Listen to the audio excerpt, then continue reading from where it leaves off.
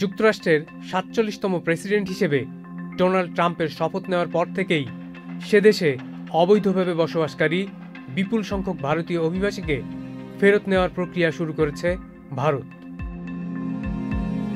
President Donald ট্রাম্পের শপথ গ্রহণ অনুষ্ঠানে যোগদানের পর যুক্তরাষ্ট্রের পররাষ্ট্রমন্ত্রী মার্কো রুবিওর সঙ্গে এক বৈঠকে তাকে নিশ্চিত করেছেন ভারতের পররাষ্ট্রমন্ত্রী এস জয়শঙ্কর। ধারণা করা হচ্ছে ওয়াশিংটন যেন কোনো বাণিজ্যিক বিধিনিষেধ আরোপ না করে সে আশঙ্কা থেকেই অবৈধ অভিবাসীদের ফিরিয়ে আনার প্রক্রিয়া শুরু করেছে দিল্লি।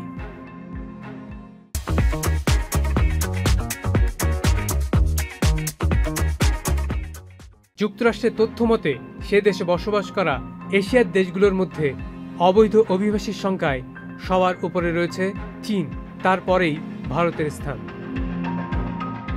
যুক্তরাষ্ট্রের অফিস অব হোমল্যান্ড সিকিউরিটির গত বছর প্রকাশিত সর্বশেষ বার্ষিক প্রতিবেদনে দেখা যাচ্ছে ২০২২ সাল পর্যন্ত প্রায় ২,২০,০০০ ভারতীয় বংশোদ্ভূত বেআইনিভাবে যুক্তরাষ্ট্রে বসবাস করছিলেন।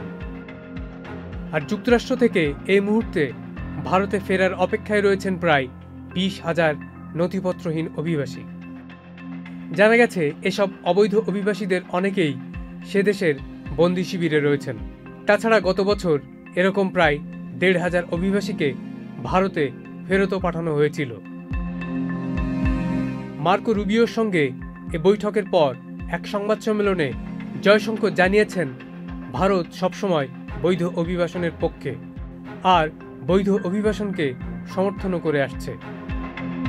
তবে মার্কো রুবিওর সঙ্গে বৈঠকে সে দেশে বৈধভাবে যাওয়ার ক্ষেত্রে ভারতীয়দের সমস্যা ও অসুবিধার কথাও তুলে ধরেছেন বলে জানিয়েছেন ভারতের পররাষ্ট্রমন্ত্রী এস জয়শঙ্কর।